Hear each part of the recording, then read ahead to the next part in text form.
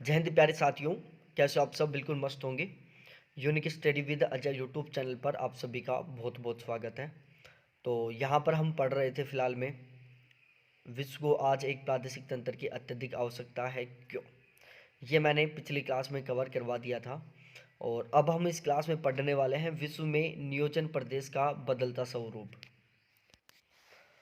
तो अब हम इस क्लास में पढ़ेंगे विश्व में नियोजन प्रदेश का बदलता स्वरूप, कि विश्व में जो नियोजन प्रदेश है उसका स्वरूप किस तरीके से बदल रहा है, यहाँ पर हम ये कवर करने वाले हैं। विश्व के वर्तमान नियोजन प्रदेश स्वरूप की जड़ें 16वीं शताब्दी से पश्चिमी यूरोप देशों में सामंतवाद के अंत और व्यापार विस्तार के उदय से जुड़ी हुई हैं। देखो, विश्व के वर्तमान नियोजन प्रदेश स्वरूप की जो जड़ें हैं वो 16वीं शताब्दी में कहाँ से शुरू हुई थी? 16वीं शताब्दी में पश्चिमी यूरोपियन देशों के से शुरू हुई थी।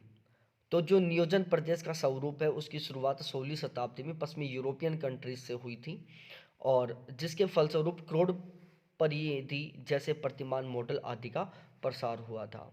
और जब नियोजन प्रदेशों की शुरुआत हुई थी पश्चिमी यूरोपियन कंट्रीज से 16वीं शताब्दी में, तो उसी दौरान क्रोड परिधि मॉडल की शुरुआत हुई थी, जिसको हम कोर पेरीफेरी मॉडल बोलते हैं। तो ध्यान रखना, कोर पेरीफेरी मॉडल की शुरुआत कब हुई थी? 16वीं शताब्दी में हुई थी, पश्चिमी यूरोपियन देशों से शुरुआत हुई थी इसकी।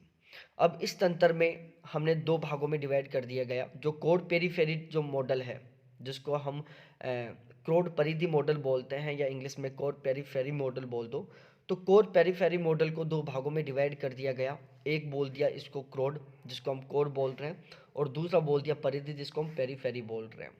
अब जो इसका जो कोर भाग है, जो क्रोड है, ये इसमें यूरोपियन कंट्रीज शामिल हैं, ठीक है। और जो पेरीफेरी है इसमें अफ्रीकन और एशियन कंट्रीज शामिल हैं।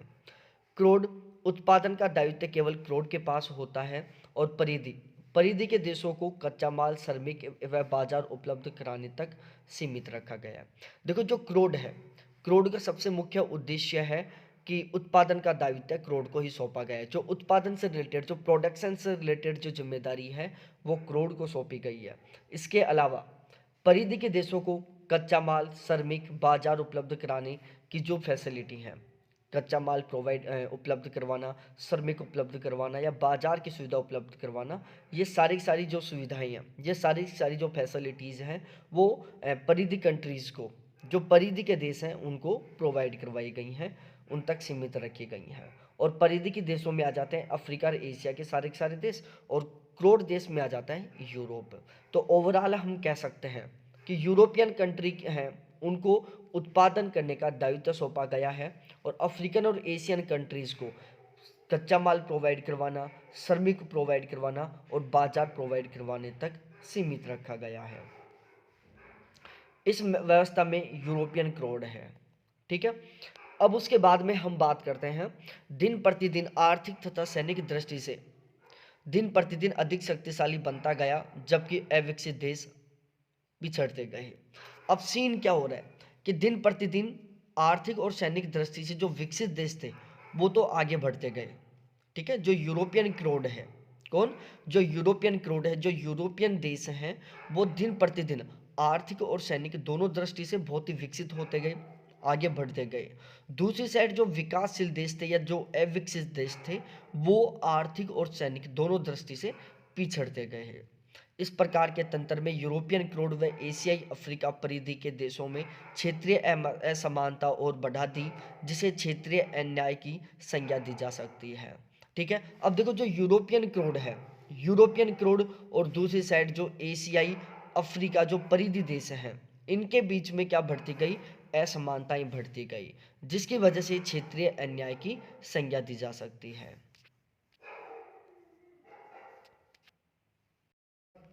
तो अब हम आगे बात करते हैं। इस प्रकार के तंत्र ने यूरोपीय क्रोड व एशियाई और अफ्रीकी परिधि के देशों में क्षेत्रीय असमानता बढ़ा दी। अब जो ये कोर परिधि जो मॉडल है, इस कोर परिधि जो क्रोड परिधि जो मॉडल है, जिसको हम कोर पेरीफेरी मॉडल बोलते हैं, कोर पेरीफेरी मॉडल ने या क्रोड परिधि मॉडल ने जो क्रोड देश थे, तो आपको क्रोड देश के नाम से तुरंत याद आना चाहिए यूरोपियन कंट्रीज, और पेरीफेरी कंट्रीज के नाम से आपको याद आना चाहिए अफ्रीकन और एशियन कंट्रीज। तो ये जो कोर पेरीफेरी मॉडल है, इसने यूरोपियन कंट्रीज और दूसरी साइड एशियन और अफ्रीकन कंट्रीज़ के बीच में जो क्षेत्रीय असमानता थी उसको बहुत ज़्यादा बढ़ा दिया, जिसे हम क्षेत्रीय अन्याय की संज्ञा देते हैं। उसके बाद में हम बात करते हैं ग्लोबल सिटी के बारे में। आज के वैश्वीकृत संदर्भ में छोटे मोटे नगर प्रदेशों की भूमिका मात्र प्रदेश तक सीमित न होकर विश्वव्यापी होने लगी है, जिसको हम ग्लोबल सिटी कहते हैं। ठीक है, अब ग्लोबल सिटी क्या है, इसकी डेफिनेशन आप थोड़ा सा ध्यान रख लो, बहुत ज़्यादा महत्वपूर्ण नहीं है लेकिन बाई चांस पूछ सकता है। हमें बिल्कुल किसी तरह की कोई ऐसी गलती नहीं करनी जिसकी वजह से हमारे मार्क्स कट पाए। तो ग्लोबल सिटी वैश्वीकृत संदर्भ में छोटे मोटे नगर प्रदेशों की भूमिका मात्र प्रदेश तक सीमित न होकर विश्वव्यापी होने लग गई है। आजकल जो छोटे मोटे देश हैं, छोटे मोटे जो नगर हैं, छोटे मोटे जो प्रदेश हैं, उनकी भूमिका केवल एक छोटे से प्रदेश तक सीमित नहीं है। आजकल उनकी जो भूमिका है वो भी एक विश्वव्यापी स्तर तक पहुंच गई है।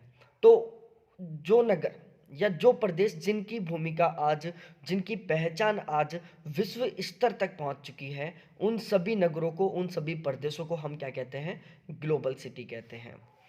ग्लोबल सिटी संकल्पना को 1966 में हॉल ने उल्लेख किया था और फ्रीडमैन ने 1982 में इन्हें स्वीकृति दी थी। ठीक है, तो जो ग्लोबल सिटी की संकल्पना है उस पर बल दिया गया था 1966 में हॉल के उल्लेख में, तथा फ्रीडमैन ने 1982 ने अपनी स्वीकृति के बाद मिला था। तो ध्यान रखना, केवल इतना ध्यान रखो कि जो ग्लोबल सिटी है इसके संबंध में दो विद्वान है, एक तो हॉल है और दूसरा फ्रीडमैन है। ठीक है, तो ग्लोबल सिटी के संबंध में दो विद्वान, पहला हॉल और दूसरा फ्रीडमैन। ठीक है, दोनों एक साथ ऑप्शन में नहीं आएंगे, आपको ध्यान में रखना है। सैनसन ने भी 1991 में इस संकल्पना को दोहराया था। तो यदि क्वेश्चन एज वाइज पूछ लेते हैं, बाकी इतना ज़्यादा डिफिकल्ट नहीं बनेगा पेपर कि यहाँ पर इन तीनों एजों को पूछ ले, वो भी ग्लोबल सिटी की एज। ठीक है ना, क्योंकि ये बहुत डीपली चला जाता है पेपर यदि यहाँ पर एज से रिलेटेड क्वेश्चन बनता है तो ग्लोबल सिटी की संकल्पना पर सबसे पहले बल दिया गया था हॉल महोदय के द्वारा, उसके बाद फ्रीडमैन महोदय के द्वारा और 1991 में सैनसन महोदय के द्वारा। उसके बाद में हम क्रॉस बॉर्डर के बारे में पढ़ते हैं, अंतर्देशीय के बारे में। अंतर्राष्ट्रीय सीमाओं के आर पार संपर्क, व्यवहार व व्यापार बहुत से क्षेत्रों में जन्म ले चुका है, जिससे एक नए प्रतिमान का उदय हो चुका है, जिसे हम अंतर्देशीय प्रदेशों की संख्या कहते हैं। अब अंतर्देशीय प्रदेश क्या होते हैं? अंतर्राष्ट्रीय सीमाओं के आर पार संपर्क, अंतर्राष्ट्रीय सीमाओं के आर पार संपर्क, व्यवहार व व्यापार बहुत से क्षेत्रों में जन्म ले चुका है। आजकल अंतर्राष्ट्रीय जो एक तरीके से हम कह सकते हैं कि जो अंतर्राष्ट्रीय जो व्यापार है वो एक बहुत ही ऊंचे लेवल तक पहुंच चुका है आजकल। आज के टाइम में आप देख सकते हो जो अंतर्राष्ट्रीय व्यापार है ऑलमोस्ट सभी देशों तक, सभी क्षेत्रों तक पहुंच चुका है, जिससे एक नए प्रतिमान का उदय हुआ है, जिसे हम अंतर्देशीय प्रदेशों की संज्ञा देते हैं, या जिसे हम अंतर्देशीय प्रदेशों की संज्ञा दी जाती है। तो आपको ध्यान रखना है कि आज पूरे दुनिया में शायद ही कोई ऐसा क्षेत्र होगा जो इंटरनेशनल ट्रेड से नहीं जुड़ा होगा, जो अंतर्राष्ट्रीय व्यापार से नहीं जुड़ा हुआ होगा। ऑलमोस्ट सारे के सारे क्षेत्र, सारे के सारे नगर, सारे के सारे प्रदेश किसी ना किसी तरीके से अंतर्राष्ट्रीय व्यापार के साथ जुड़ चुके हैं। ठीक है, अंतर्राष्ट्रीय सीमाएं एक दूसरे के साथ संपर्क करने लग गई हैं, व्यापार और व्यवहार दोनों बहुत ही अच्छे से बढ़ गए हैं। तो इससे क्या हुआ, एक नए प्रतिमान का उदय हुआ है, जिसे हम अंतर्देशीय प्रदेश की संज्ञा देते हैं।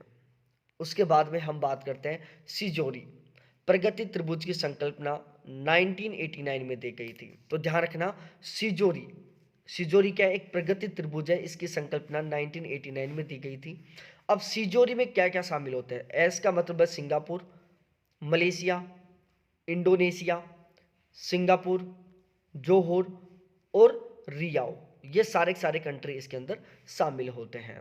ठीक है, तो ध्यान रखना जो सिजोरी है, सिजोरी प्रगति त्रिभुज की संकल्पना 1989 में दी गई थी और सिजोरी में Singapore, Malaysia, Indonesia, Singapore, Johor और रियाओ, ये सारे के सारे कंट्री इसके अंदर शामिल होते हैं।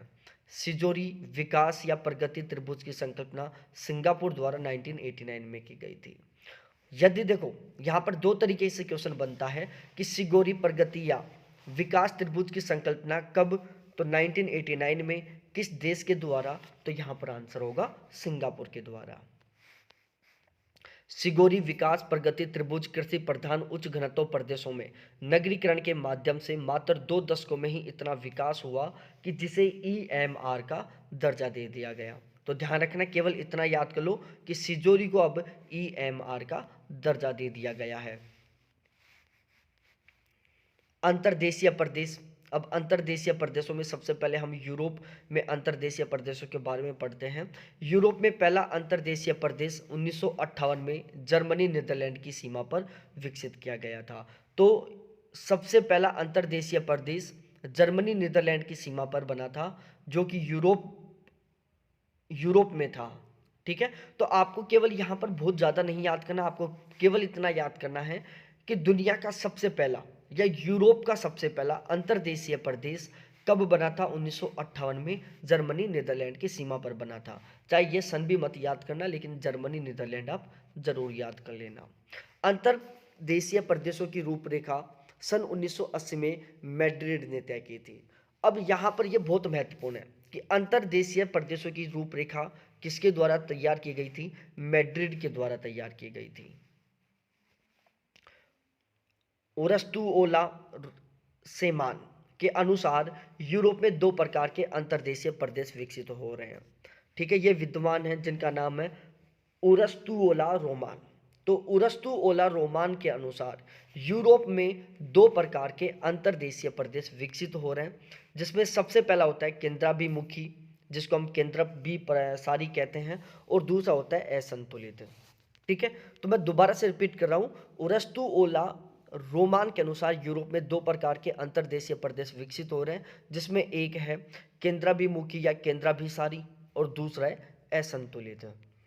अब जो केंद्राभिमुखी है या जो केंद्राभिसारी है और जो असंतुलित है, इन दोनों को मैं आपको बता देता हूं कि इन दोनों में क्या क्या विशेषता है। सबसे पहले हम केंद्राभिमुखी के बारे में बात करते हैं। अंतर्राष्ट्रीय सीमाओं के दोनों ओर श्रमिकों का आना जाना अधिकृत तौर पर संभावित होता है, जहां दोनों ही ओर के देशों के परस्पर सामाजिक आर्थिक राजनीतिक आदान प्रदान सभी के लिए लाभकारी होता है। ठीक है, और यदि हम असंतुलन वाले की बात करें, ठीक है, जो असंतुलित है उसकी बात करें, कि जहां अंतर्राष्ट्रीय सीमाएं तो सदैव आदान प्रदान हेतु खुली होती हैं, परंतु ऐसी भागीदारी में एक देश अधिक शक्तिशाली होते हुए दूसरे देश के आर्थिक सामाजिक शोषण में विश्वास रखता है। ठीक है, तो देखो जो असंतुलित है, असंतुलित में सिचुएशन क्या हो रही है कि यहाँ पर अंतर्राष्ट्रीय सीमाएं तो एक दूसरे से आदान प्रदान हेतु खुली हुई हैं, लेकिन ऐसी भागीदारी में एक देश अधिक शक्तिशाली होते हुए दूसरे देश के आर्थिक सामाजिक शोषण में विश्वास रखता है। तो जो असंतुलन है उस वहां पर क्या हो रहा है कि अंतर्राष्ट्रीय सीमाएं आदान प्रदान के लिए तो खुली हुई हैं, लेकिन यहाँ पर क्या है कि एक देश है जो अपने आप को शक्तिशाली समझ रहा है, और वो अपने आप को शक्तिशाली समझने की वजह से दूसरे देश का क्या कर रहा है? शोषण कर रहा है। ठीक है, और जो अभिसारी है इसमें क्या कंडीशन हो रही है कि अंतर्राष्ट्रीय सीमाओं के दोनों ओर श्रमिकों का आना जाना अधिकृत तौर पर संभावित होता है, तथा दोनों ओर के देशों के परस्पर सामाजिक आर्थिक राजनीतिक आदान प्रदान सभी के लिए लाभकारी हो रहे हैं। और यहाँ पर दोनों ओर के देशों के परस्पर जो सामाजिक आर्थिक राजनीतिक जो आदान प्रदान है वो बिल्कुल लाभकारी हो रहे हैं। उसके बाद में हम बात करते हैं अंतर्देशीय प्रदेश की नीति को ठीक से लागू करने के लिए assembly of European region AER का गठन किया गया था। अब यहाँ पर एक बहुत गजब का क्वेश्चन बन रहा है प्यारे साथियों, कि अंतर्देशीय प्रदेशों की नीति को ठीक से लागू करने के लिए assembly of European region AER का गठन किया गया। अंतर्देशीय प्रदेशों के विकास की बात हो तो वित्तीय सहभागिता की भी महत्वपूर्ण होती है। AER में स्ट्रक्चरल फंड की गई, जिसका प्रयोग 7-7 वर्ष की समय सीमा अवधि में बांट दिया गया। तो इसको आप मत याद करो, ठीक है, क्योंकि ये बहुत ज़्यादा याद करने की नहीं है, बहुत ज़्यादा महत्वपूर्ण नहीं है ये वाला सीन। AER द्वारा विभिन्न देशों की सहायता से जो धन स्ट्रक्चरल फंड में जमा किया जाएगा उसका प्रयोग 7 वर्षों में अनिवार्य रूप से करना होगा। ऐसा पहला फंड 2007 में बनाया गया था, जिसकी अवधि 2014 तक सीमित रखी गई थी। तो ध्यान रखना, यहाँ से केवल आप सिंपल से एक लाइन याद कर लो कि AER में विभिन्न देशों के द्वारा जो स्ट्रक्चरल फंड जमा किया जाएगा उसका हर 7 साल के अंदर अंदर कंप्लीटली उपयोग करना ही होगा। ठीक है, कि AER के अंदर जो अलग अलग देशों के द्वारा स्ट्रक्चरल फंड जमा किया जाएगा उस जमा राशि का अगले 7 साल के अंदर उपयोग करना होगा। ऐसा सबसे पहला फंड बनाया गया 2007 में, जिसकी समय सीमा रखी गई 2014, कि भाई 2007 में स्टार्ट किया गया AEIR का और उसे 2014 तक यूज करना था। AER ने ऐसे फंड के प्रयोग हेतु निम्नलिखित 5 नियम बनाए, जिनका पालन अनिवार्य है। पहला, अतिरिक्त संसाधन नियम, सशर्त सहायता नियम, सहभागिता नियम, दीर्घकालीन दीर्घकालीन रणनीति नियम और समरूपता नियम। ठीक है, तो AER ने ऐसे फंड के प्रयोग हेतु कुछ 5 नियम बनाए, जिनका पालन करना बिल्कुल कंपलसरी था। जिसमें पहला था अतिरिक्त संसाधन नियम, सशर्त सहायता नियम, सहभागिता नियम, दीर्घकालीन रणनीति नियम और समरूपता नियम। ये पांचों आपको पता होने चाहिए।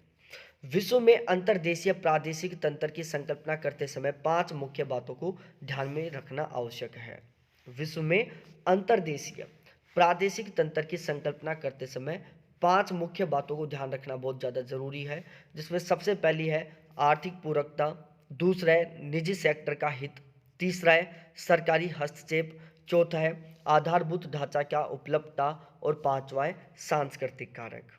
ठीक है, तो विश्व में अंतर्देशीय प्रादेशिक तंत्र की संकल्पना करते समय 5 मुख्य बातों को ध्यान में रखना आवश्यक है, जिसमें पहली है आर्थिक पूरकता, दूसरा है निजी सेक्टर का हित, तीसरा है सरकारी हस्तक्षेप, चौथा है आधारभूत ढांचा का उपलब्धता और पांचवा है सांस्कृतिक कारक। नियोजन प्रदेशों को सीमांकित करने की प्रक्रिया में 5 प्रमुख सिद्धांत होते हैं। नियोजन प्रदेशों को सीमांकित करने की प्रक्रिया के 5 प्रमुख सिद्धांत होते हैं, जिसमें सबसे पहला सिद्धांत होता है प्राकृतिक नियोजन को सर्वप्रथम अनावरित करना। दूसरा होता है सर्वप्रथम लघु स्तर के नियोजन प्रदेशों की खोज करना। तीसरा होता है जहां तक संभव हो सके प्रादेशिक व प्रशासनिक सीमाओं में तालमेल बनाने का प्रयास करना। चौथा होता है इस बात का ध्यान रखना कि विभिन्न स्तरों के नियोजन प्रदेशों की सीमाएं परस्पर एक दूसरे को न काटे। और पांचवा होता है नियोजन प्रदेश की सीमाएं कभी भी स्थायी नहीं होती। ठीक है, तो ये पांचों पॉइंट भी आपको याद करने हैं प्यारे साथियों, कि नियोजन प्रदेशों को सीमांकित करने की प्रक्रिया में 5 प्रमुख सिद्धांत होते हैं। पहला होता है कि प्राकृतिक नियोजन को सर्वप्रथम अनावरित करना। दूसरा होता है सर्वप्रथम लघु स्तर के नियोजन प्रदेशों की खोज करना। तीसरा होता है जहां तक संभव हो सके प्रादेशिक व प्रशासनिक सीमाओं में तालमेल बनाने का प्रयास करना। चौथा होता है इस बात का ध्यान रखना कि विभिन्न स्तरों के नियोजन प्रदेशों की सीमाएं परस्पर एक दूसरे को न काटें। और पांचवा होता है नियोजन प्रदेश की सीमाएं कभी स्थायी नहीं होती। नियोजन प्रदेशों के सीमांकन हेतु 7 मानदंडों का वर्णन किया जाता है। नियोजन प्रदेश के सीमांकन हेतु 7 निष्कर्ष या मापदंडों का वर्णन किया गया है, जिसमें सबसे पहला होता है कार्यात्मक एकता, दूसरा होता है क्षेत्रीय संलग्नता, तीसरा होता है आकार की दृढ़ता, चौथा होता है समस्याओं की एकरूपता, पांचवा होता है आर्थिक पोषण क्षमता, छठा होता है आकार की सहूलियत और सातवां होता है प्रादेशिक जागरूकता। ठीक है, तो नियोजन प्रदेशों के सीमांकन हेतु ये 7 मापदंड हैं, जिसमें पहला कार्यात्मक एकता है, दूसरा क्षेत्रीय संलग्नता है, तीसरा आकार की दृढ़ता है, चौथा समस्याओं की एकरूपता है, पांचवा आर्थिक पोषण से क्षमता है, छठा आकार की सहूलियत है और सातवां प्रादेशिक जागरूकता है। क्षेत्र आकार की दृढ़ता तथा क्षेत्रीय संलग्नता निकष साधारण निकषों में आते हैं। कार्यात्मक एकता तथा प्रादेशिक सचेतना वाले निकष प्रादेशिक अनुरूपता के प्रतीक हैं। समस्याओं की एकरूपता तथा आर्थिक पोषण क्षमता नियोजन सुविधाओं से संबंधित है। ठीक है, तो आपको ध्यान में रखना है मेरे प्यारे साथियों कि क्षेत्र आकार की दृढ़ता और क्षेत्रीय संलग्नता निकष साधारण निष्कर्षों में आते हैं। कार्यात्मक एकता और प्रादेशिक सचेतना ये निकष प्रादेशिक अनुरूपता के प्रतीक हैं। और इसके अलावा समस्याओं की एकरूपता तथा आर्थिक पोषण से क्षमता ये नियोजन सुविधाओं से संबंधित है। तो देखो ज़्यादा कंफ्यूज हो जाओगे इसको, इसलिए इसको भी मत याद करना। ठीक है, यहाँ पर मैंने क्रॉस लगा दिया, इस वाले पूरे पैराग्राफ को मत याद करना। नियोजन प्रदेशों के सीमांकन हेतु प्रदेश की स्थानिक स्थिति, जनसांख्यिकी स्थिति, आर्थिक संलग्नता, आकारीय दृढ़ता, समस्याओं की एकरूपता, आर्थिक पोषण क्षमता, आकार की सहूलियत, प्रादेशिक चेतना जैसे मापदंडों या निकषों के आधार पर किया जाता है। ठीक है, तो नियोजन प्रदेशों के सीमांकन हेतु प्रदेश की स्थानिक स्थिति, जनसांख्यिकी स्थिति, आर्थिक संलग्नता, आकारीय दृढ़ता, समस्याओं की एकरूपता, आर्थिक पोषण सक्षमता, आकार की सहूलियत, प्रादेशिक चेतना जैसे मापदंडों का मापन या मापदंडों का आधार या मापदंडों को माना जाता है। यह विश्लेषण विभिन्न प्रकार के मानचित्र बनाकर उसकी परस्पर तुलना करके संपन्न किया जाता है। ठीक है ना, इसको भी आप मत याद करना चाहिए। भारत के नियोजन प्रदेश, अब सबसे महत्वपूर्ण ये लाइन है कि भारत के नियोजन प्रदेश, भाई साहब यहाँ से क्वेश्चन बनेगा। मैं बार बार बोल रहा हूँ प्यारे साथियों कि यहाँ से तो क्वेश्चन बनेगा ही कि भारत के नियोजन प्रदेश कौन कौन से हैं और किस तरीके से हैं। इनको पढ़ेंगे हम नेक्स्ट वाली क्लास में।